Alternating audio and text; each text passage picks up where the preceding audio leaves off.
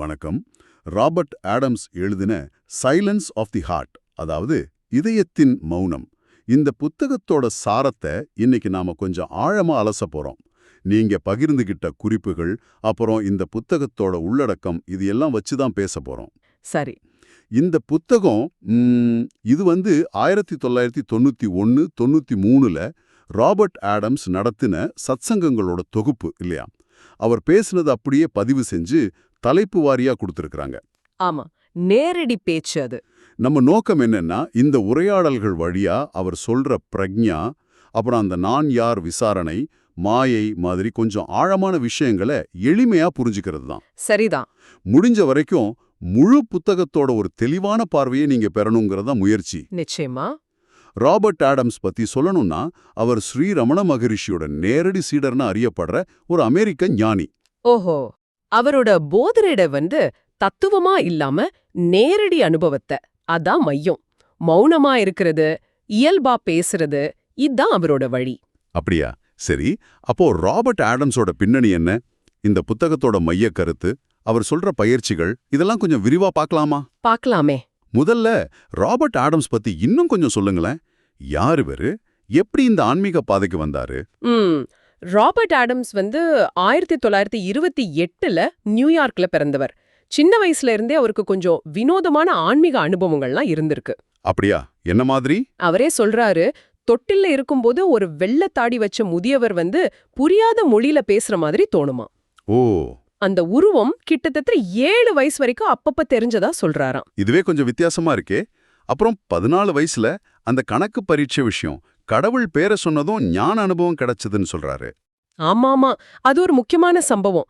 பரீட்சைக்காக கடவுளை நினைச்சப்போ பதில்கள் வரலையாம். அதுக்கு பதிலா ஒரு ஆழ்ந்த அமைதி, ஒரு பிரபஞ்ச ஒருமை, அப்படி ஒரு அனுபவம் கிடைச்சிருக்கு. அந்த அனுபவத்துக்கு பிறகு உலகம் அவருக்கு முன்ன மாதிரி தெரியல. எல்லாம் அசையாத ஒரு பிரக்ஞை மேல போற பிம்பங்கள் மாதிரி தெரிஞ்சிருக்கு. சரி, ஆனா இந்த அனுபவத்தோட முழு அர்த்தம் அவருக்கு அப்பவே புரிஞ்சுதா இல்ல பின்னாலயா? இல்ல, பல வருஷம் கழிச்சுதான்.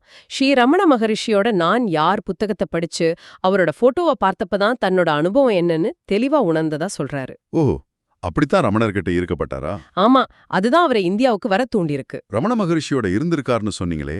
ஆமா, ரமணர் மகாசமாதி அடையறதுக்கு முன்னாடி கடைசி 3 வருஷம் திருவண்ணாமலையில அவரோட இருந்திருக்காரு. சரி சரி. ரமணர் மகா சமாதிக்கு அப்புறம் ஒரு 17 வருஷம் இந்தியா முழுக்க பயணம் பண்ணி நிறைய குருக்கள், யோகிகள் எல்லாரையும் சந்திச்சு தன்னோட ஞான நிலைய உறுதிப்படுத்திக்கிட்டாரு.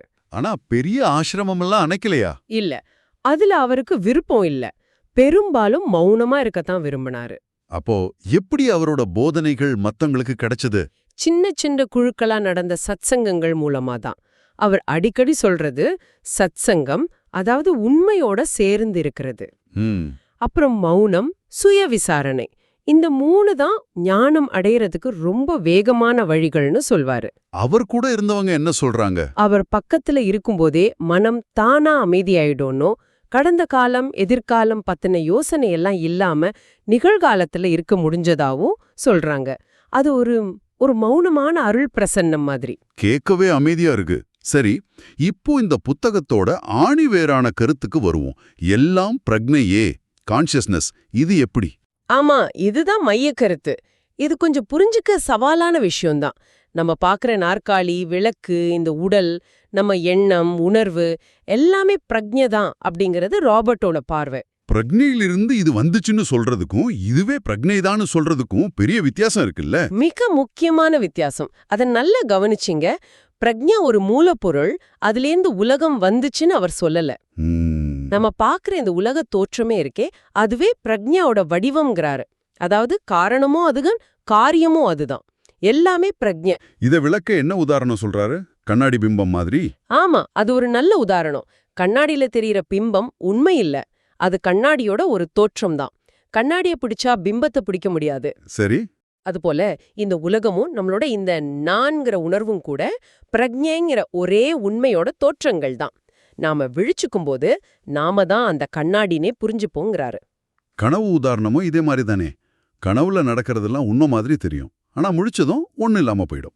அதேதான், இந்த உலக வாழ்க்கையும் ஒரு நீளமான கனவு மாதிரிங்கிறாரு. கனவுல இருக்கும் வரை அது உண்மை, முழிச்சுட்டா அது பொய். அப்போ ஞானம்ங்கிறது இந்த உலக கனவுல முடிச்சுக்கிறது. மிக சரியா. அப்புறம் அந்த அத்திப்பழ விதை உதாரணம் கூட சொல்வாரு. விதைக்குள்ள இருக்கிற வெற்றிடத்திலிருந்து அவ்வளவு பெரிய மரம், பிரபஞ்சம் தோன்றினதா சொல்ற கதை. ஆமா, கேள்விப்பட்டிருக்கேன். அதுவும் இதே கருத்தை விளக்கத்தான். எல்லையற்ற சாத்தியமுள்ள உருவமற்ற ஒன்னிலிருந்து எல்லாம் தோன்ற மாதிரி தெரிஞ்சாலும் உண்மையில இருக்கிறது அந்த உருவமற்ற ஒண்ணு மட்டும்தான்.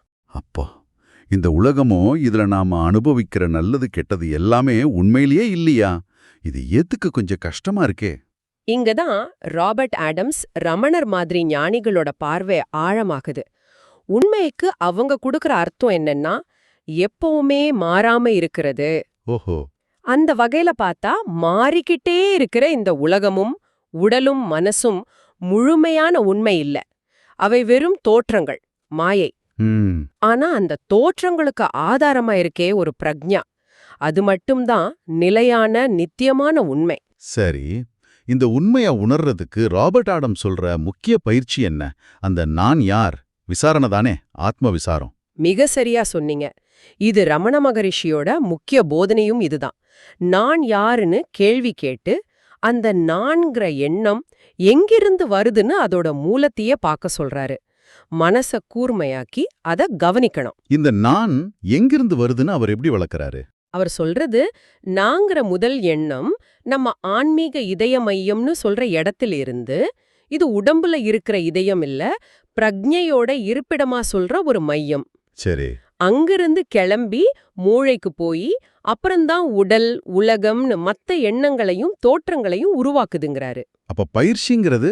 பயிற்சிங்கிறது இந்த நான் எண்ணத்தை திருப்பி அதோட மூலத்துக்கே, அந்த இதயத்துக்கே கொண்டு போறதுதான். அப்போ நாம சாதாரணமா நான் நினைக்கிற நம்ம உடல், மனம், புத்தி, நம்ம ஈகோ இதெல்லாம் உண்மையான நான் இல்லையா?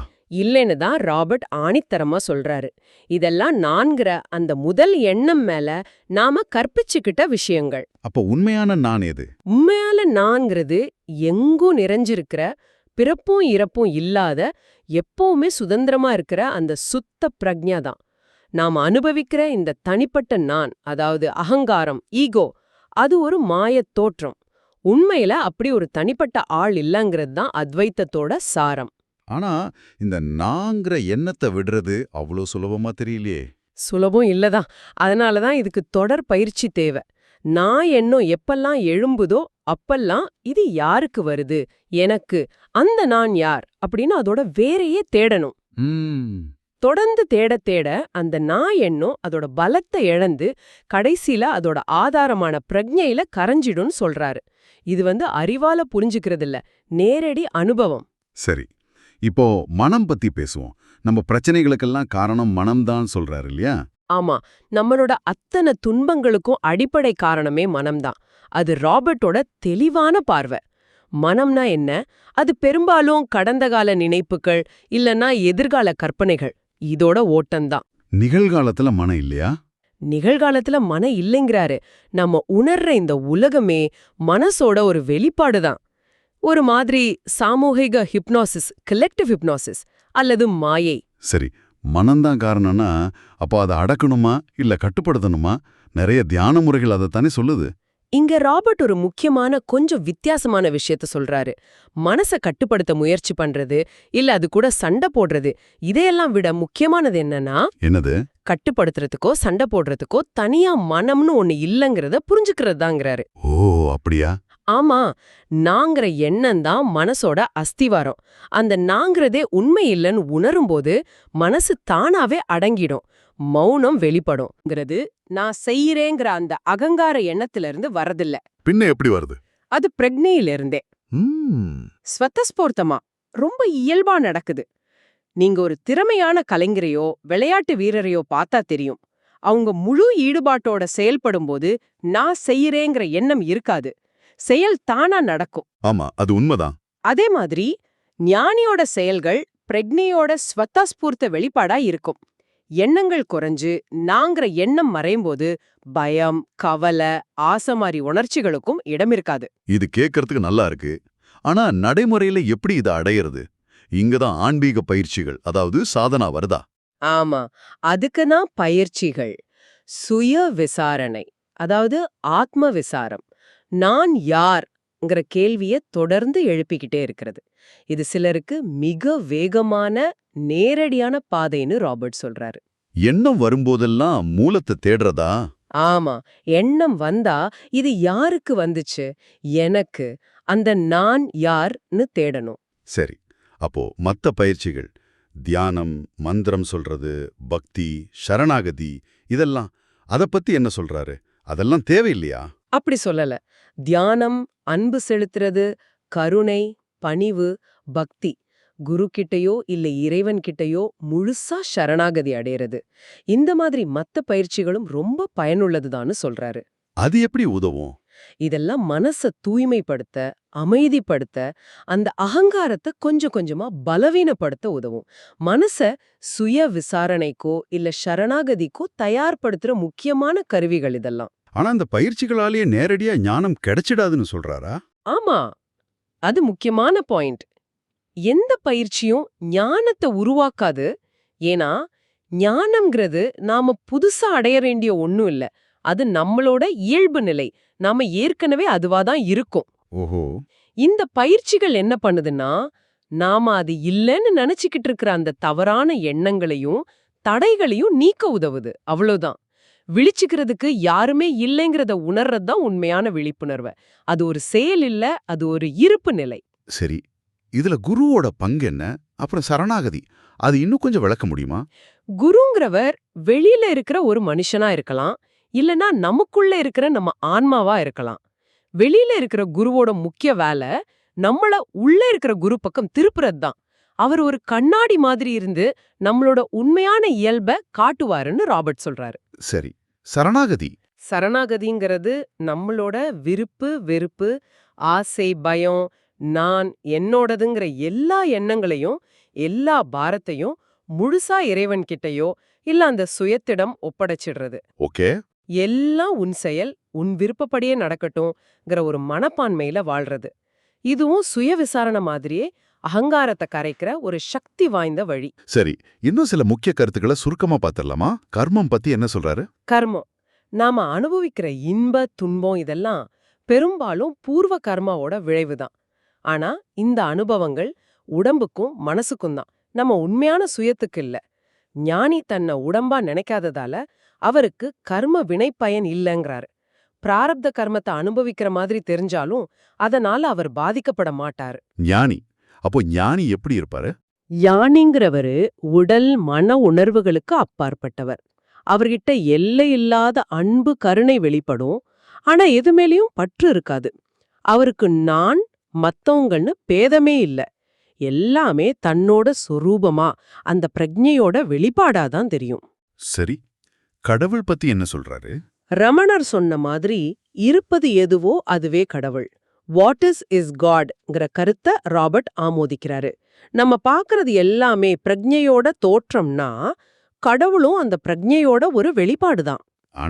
ஆனா அத்வைதத்தோட உச்சநிலையில இன்னும் ஆழமா பார்த்தா கடவுள்ங்கிற கருத்தும் உலகமும் தனிப்பட்ட ஆன்மாவும் கூட இல்ல. இருக்கிறது அந்த தன்னிலையான குணங்களே இல்லாத பிரக்ஞையே அல்லது சுயம், செல்ஃப் மட்டும்தான்னு ராபர்ட் சொல்றாரு. இது ரொம்ப ஆழமா இருக்கு. கடைசியா மௌனம். புத்தகத்தோட தலைப்பே அதுதானே? ஆமா, மௌனம்னா சும்மா பேசாம இருக்கிறது இல்ல. அது எண்ணங்களோட ஓய்தல். அதுதான் நம்ம உண்மையான இயல்பு, அதுதான் பிரக்ஞை, அதுதான் பிரம்மம். எல்லா வார்த்தைக்கும் எண்ணத்துக்கும் உலக தோற்றத்துக்கும் ஆதாரமா இருக்கிறது அந்த மௌனம் தான். அதனாலதான் சத்சங்கத்துல அவர் அதிக மௌனமா இருந்தாரா?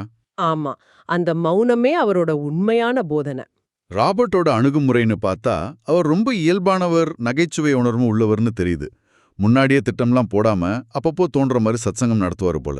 உண்மைதான். அவர் ரொம்ப எளிமையானவரு. நான் ஒருவேளை பைத்தியமா இருக்கலாம்னு சொல்றதோ இல்ல ரொம்ப சீரியஸா தத்துவம் பேசிட்டு சரி வேணும்னா போய் டேல்ஸ் ஃப்ரம் த கிரிப்ட்ஸ் பார்க்கலாமான்னு கேக்குறதோ, இதெல்லாம் அவரோட இயல்பு. ஆழமான விஷயங்களை கூட இலகுவா அணுகுது உதவுது இல்லையா? ஆமா, அவர் அறிவுபூர்வமான தர்க்கத்தை விட நேரடி அனுபவத்துக்கு, இதயபூர்வமான உணர்வுக்கு தான் அதிக முக்கியத்துவம் கொடுத்தாரு.